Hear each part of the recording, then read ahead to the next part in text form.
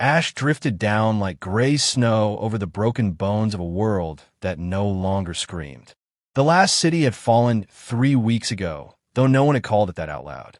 Words had lost meaning when the skies filled with metal birds that weren't human, when the ground shook beneath their silent engines, and whole battalions disappeared into dust. The invaders had come from somewhere beyond the edge of the solar system. Disciplined, tall, and wrapped in armor that shimmered like liquid night. They called themselves soldiers of the Galactic Dominion, but to those who still fought, they were simply the enemy. Sergeant Elias Kade lay on his stomach in the wet moss, the cold bite of stone beneath his elbows, and watched the valley through the scope of a rifle that felt older than civilization itself. His breath came out in steady clouds, controlled, measured. Around him, the forest clung to life, torn, scorched, but stubborn. He had learned to admire that.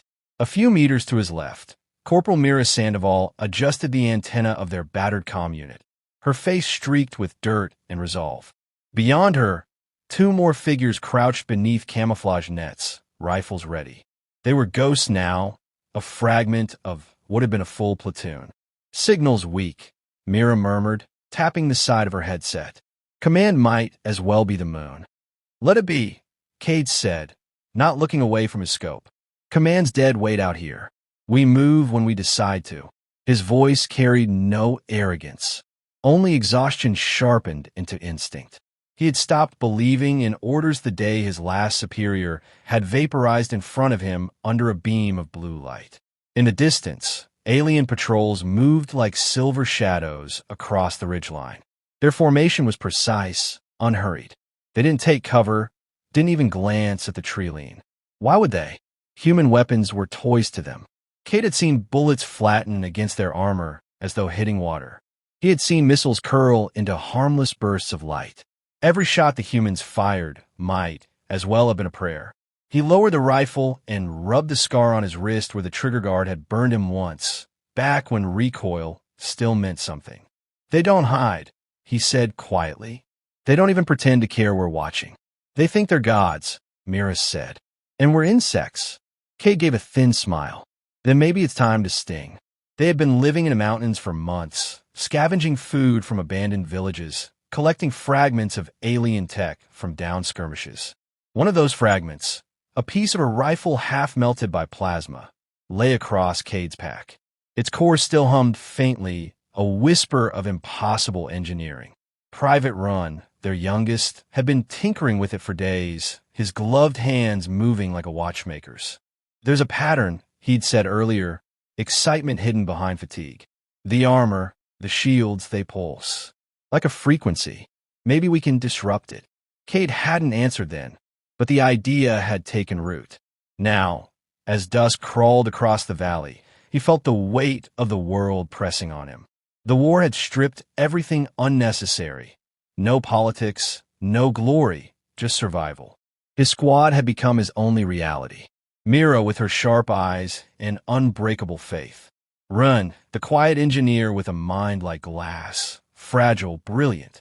And old Jansen, their medic, whose hands still trembled when the shooting stopped, but never during. Each of them carried a story no one else would ever hear. Each of them had already accepted they were likely the last chapter of Earth's resistance. A flash of light drew his gaze. On the far ridge, an alien officer surveyed the valley through a spherical drone that floated at his shoulder.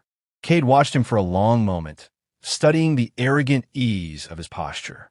The alien turned, barked a command in a language of metallic tones, and his troops spread out. A demonstration, perhaps, some calculated patrol meant to remind humanity it was beaten. Kade adjusted his scope again, even though he knew it was pointless. The crosshairs rested over the alien's chest plate. He squeezed the trigger, more from habit than hope. The shot cracked, echoing once, and then nothing. When the smoke cleared, the alien hadn't moved. Not even a scratch. The bullet had vanished into the shimmer of his armor, absorbed like light into water. The officer didn't flinch. He simply glanced toward the mountain and laughed. A sound carried on the wind, cold and mocking. Mira swore under her breath. Rin kicked the dirt. Doesn't matter what we use, he muttered. They're untouchable. Kade didn't answer. He was staring at the point of impact through his scope. For a heartbeat, he thought he'd seen something. A ripple, faint and fleeting, like a vibration passing through the air before the armor swallowed it. He blinked, but it was gone. Maybe it was nothing. Or maybe it was the first crack in a wall everyone believed was unbreakable. "Pack up," he said finally. We move before they triangulate. They melted into the forest, steps silent, bodies blending with the earth.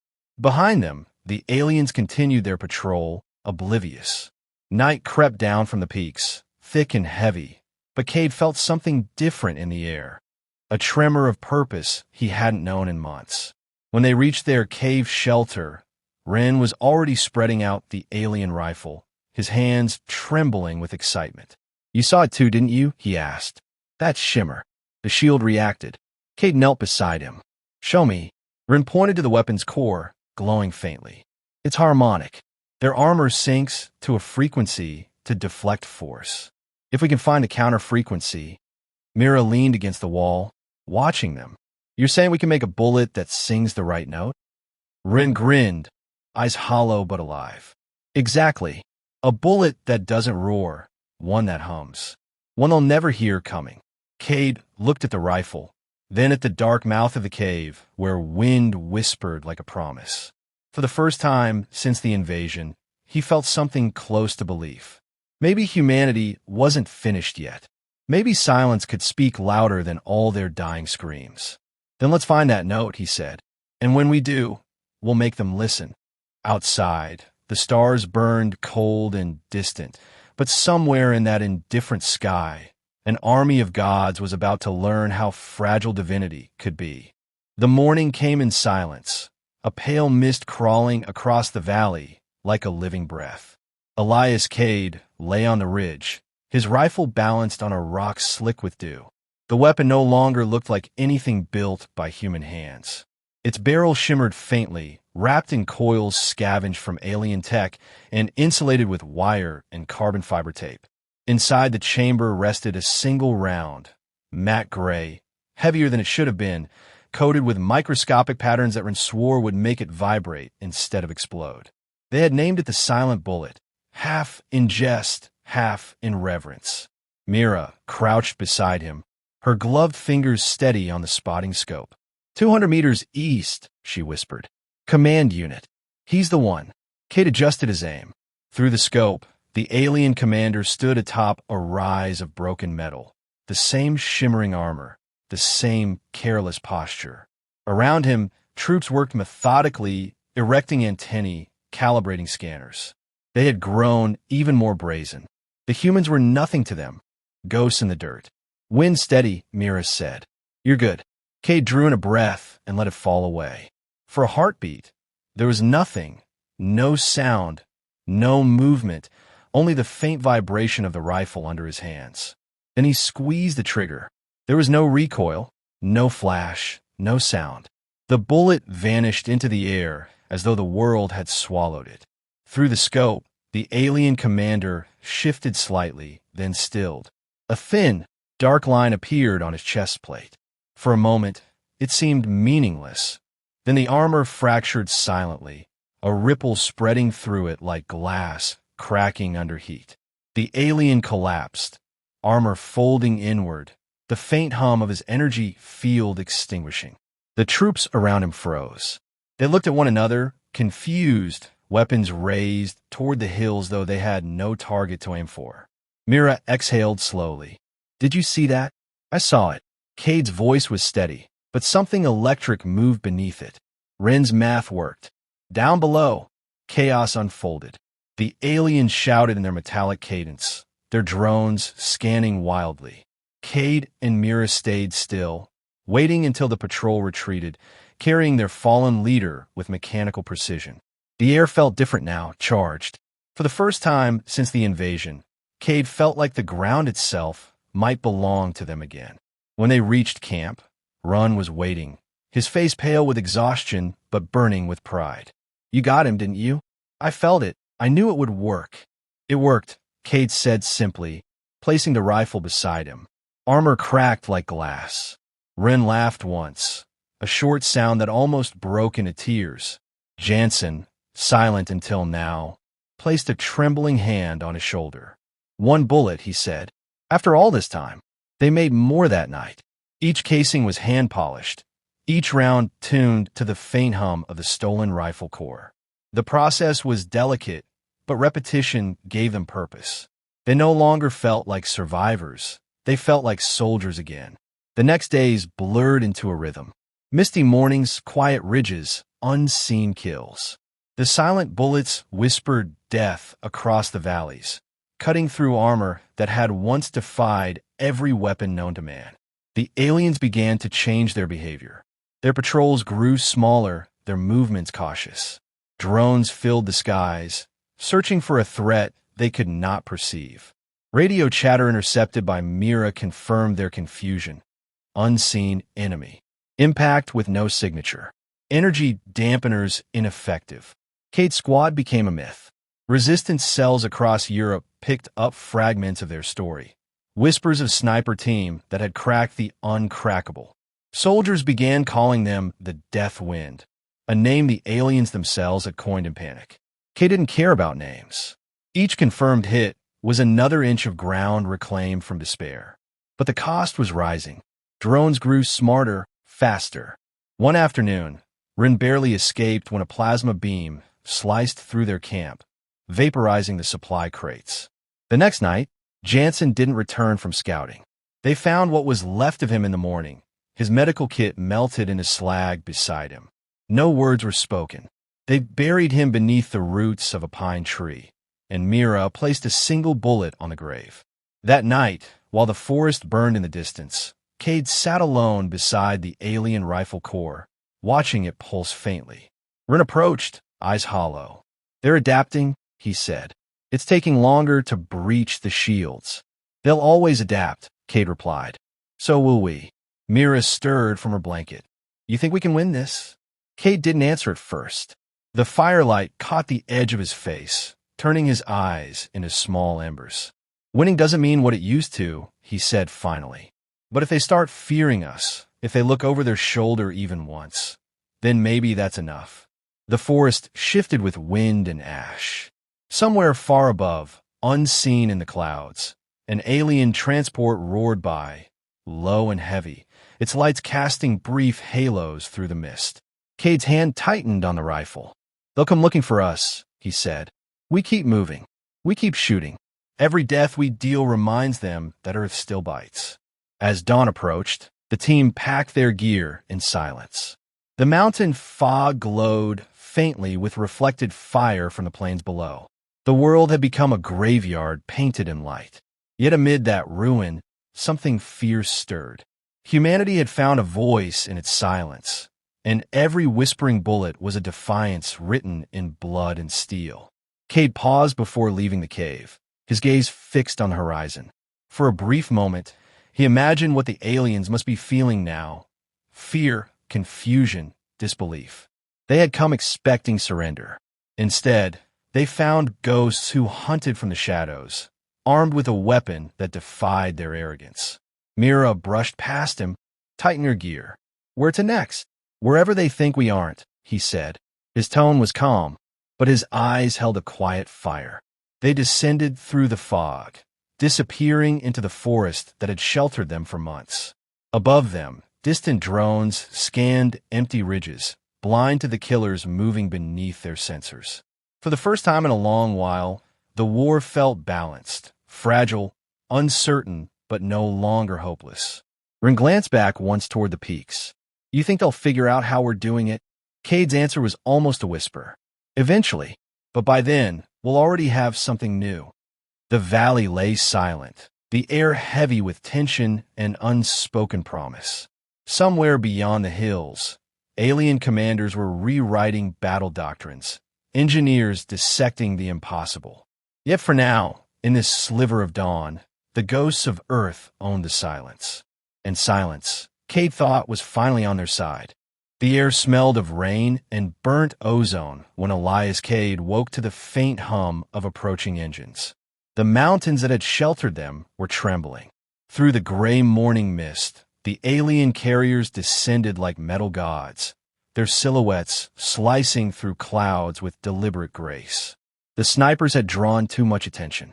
Their invisible war had become too effective to ignore. Now, the enemy had come to end it. Mira crouched beside Kade, her face hollowed by exhaustion, eyes bloodshot from sleepless nights.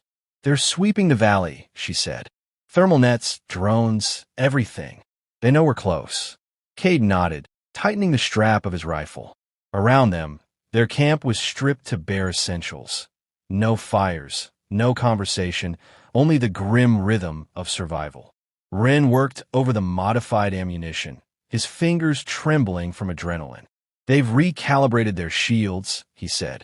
"The silent bullets still work, but we'll have to hit them where it matters. Power cores, joints, optics. No room for error." "There never is," Kade replied. The mountain wind carried a deep, resonant hum as alien walkers emerged from the fog. Their armor glowed faintly blue, energy fields rippling like water over glass. Between them marched soldiers in mirrored suits, their faces hidden, their movements inhumanly synchronized. Above, drones spun lazy circles, scanning the ridges with surgical precision. Kade lay flat against the rocks and studied the terrain. The valley below curved inward, funneling into a narrow gorge. He had chosen this place for a reason. It was the only path the enemy could take if they wanted to reach the higher peaks. If they followed their sensors, they would walk straight into it. Once they're in the choke point, he said quietly, "We bring the ridge down. Ren, you set the charges on the north face. Mira, with me, target the lead walker's power relay. We need to make it look like an ambush, not a suicide note." Ren gave a thin smile. "I can do that. Just buy me 10 minutes. He slipped away into the mist, his shadow swallowed by the fog. Kade and Mira took position on the ridge, rifles braced. Below, the enemy formation advanced, steady and silent. They didn't expect resistance. They expected extermination. Kade watched through his scope, the world narrowing to a crosshair and a heartbeat. He found the lead walker's relay node, glowing faintly beneath layers of armor. He waited until it turned slightly, exposing the seam. Then he fired. The shot was silent, invisible and devastating. The walker jerked, stumbled, and collapsed into its twin. The resulting explosion lit the valley in a cascade of blue flame.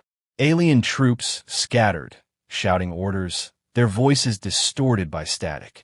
Myra's rifle cracked once, twice, 2 more fell, armor fracturing under the harmonic vibration of the silent bullets. Then the drones found them.